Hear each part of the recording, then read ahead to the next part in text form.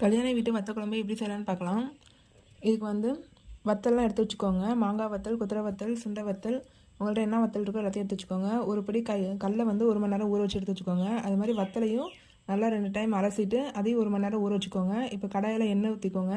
கண்டிப்பாக நல்லெண்ணெய் ஊற்றி தான் தாளிக்கணும். அப்புறம் விளக்கெண்ணெய் ஊற்றிக்கோங்க.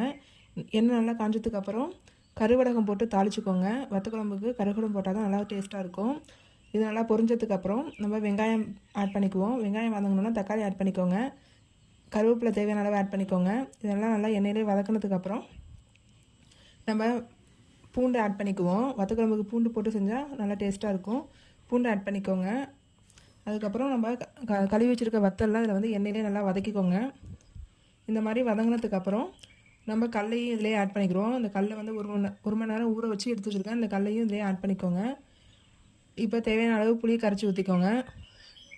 புளி தண்ணி கரைச்சி ஊற்றுனதுக்கப்புறம் நம்ம மசாலா ஆட் பண்ண போகிறோம். மிளகாத்தூள், மஞ்சத்தூள், உப்பு, மல்லித்தூள் இது மட்டும் ஆட் பண்ணால் போதும். இது எல்லாத்தையும் நல்லா கலந்ததுக்கப்புறம் நல்லா கொதி வரட்டும். குழம்பு கொதி வந்து வத்தெல்லாம் நல்லா வேகிற வரைக்கும் வெயிட் பண்ணுங்கள்.